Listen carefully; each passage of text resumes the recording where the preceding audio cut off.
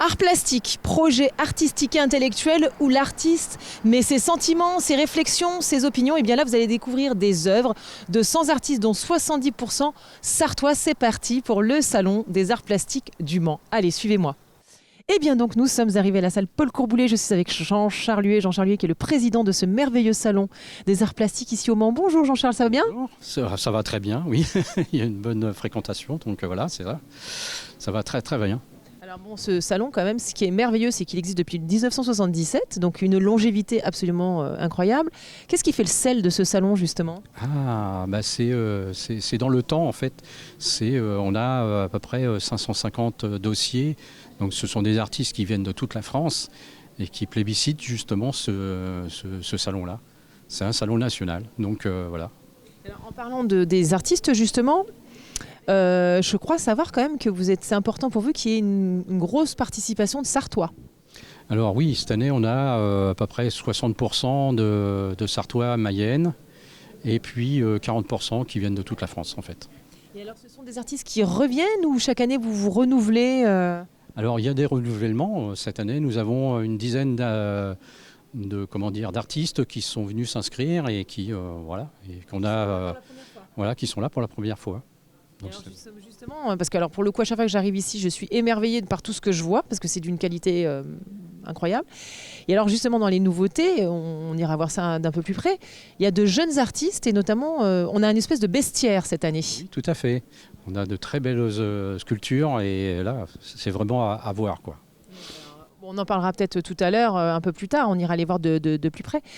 Et donc, on a dit les artistes reviennent pour certains, d'autres sont des nouveaux.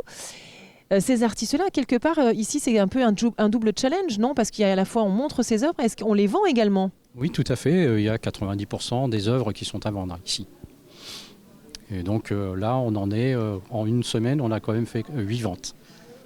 Je dirais même 9, puisqu'il y en a une qui était en train de se faire. Vous êtes arrivé. Tout à fait. Donc voilà, il y a des clients pour des œuvres de qualité. Donc voilà, ce qu'on présente, voilà, c'est vraiment d'un très haut niveau. Donc voilà, ça marche très bien. Et là, on est à peu près sur... parce qu'on a à la fois des sculpteurs et à la fois des peintres, mais on a une majorité de peintres tout de même. Oui, il y a une grosse majorité de peintres et oui, il y a une petite partie sculpture, mais voilà, qui sont vraiment de très très haut niveau. Alors vous disiez tout à l'heure, on a eu beaucoup de monde, près de 500 artistes, etc. Comment vous faites pour les sélectionner justement ces artistes ? Parce que vous avez tellement de demandes. On envoie tous les dossiers, donc aux 550, et ensuite ils nous répondent. Et nous, on a un jury de présélection. Et en fonction de leur dossier et des photos qu'ils nous envoient, on en sélectionne que 80.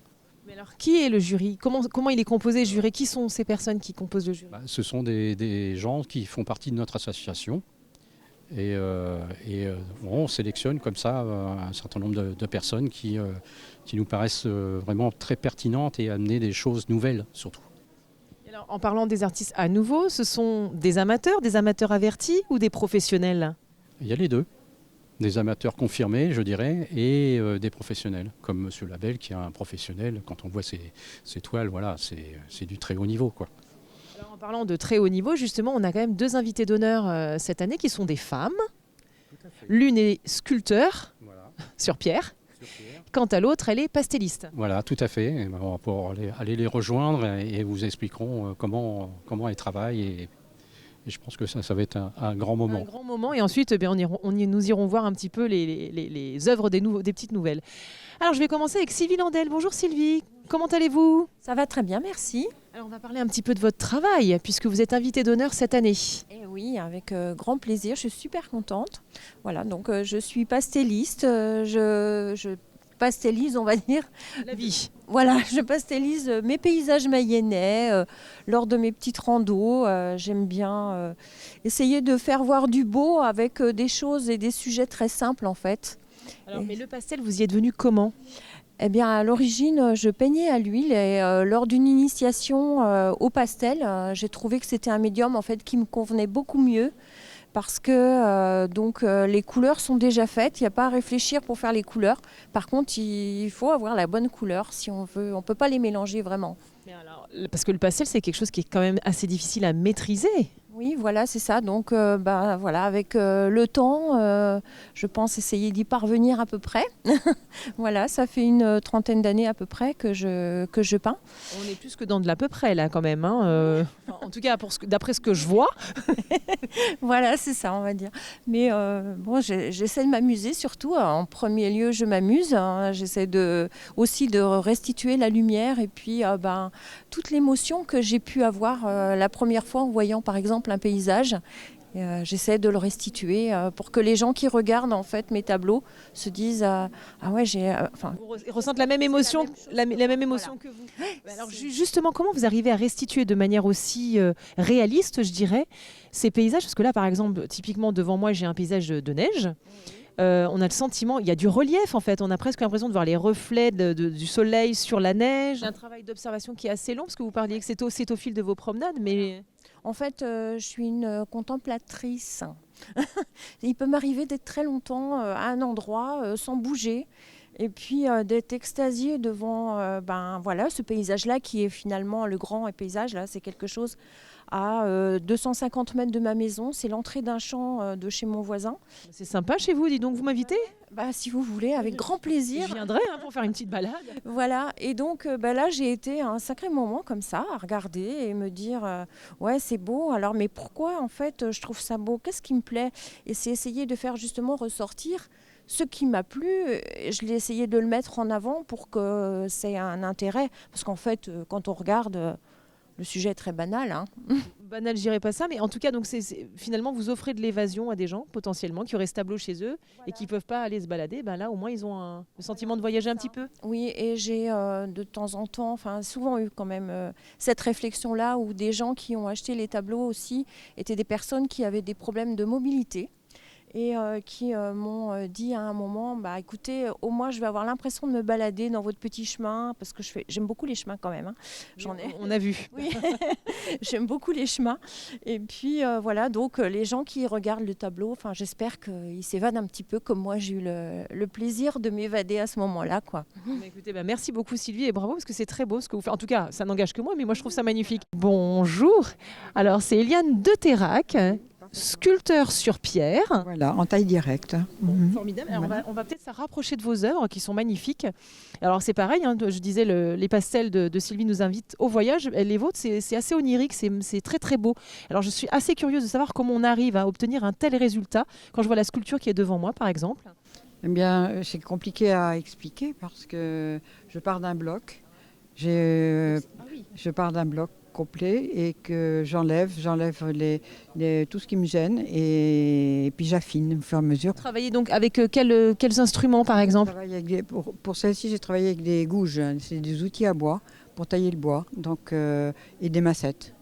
C'est très délicat comme... Non, mais c'est pour que ça coupe bien parce que l'albâtre n'aime pas les impacts. Donc ça fait des points blancs après dans la matière et c'est pas joli. Donc, ce qui est très étonnant, par exemple, là, si on s'approche et qu'on va dans le détail, là on est sur quelque chose d'assez épuré, je dirais.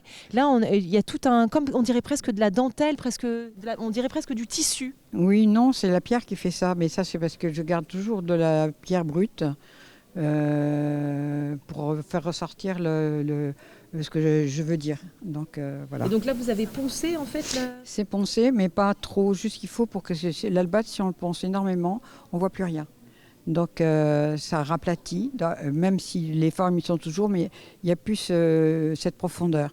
Donc c'est comme d'ailleurs en photo, une sculpture, on peut la voir qu'en 3D, en vrai. Il faut retourner autour et faire un mouvement tournant autour pour les voir, parce que sinon... Alors vous disiez que donc cette matière n'aime pas les impacts. Alors par exemple, typiquement pour faire un visage, faire du détail, un visage, un nez, une bouche ou des doigts, enfin voilà. Comment on y arrive? Avec des outils extrêmement coupants.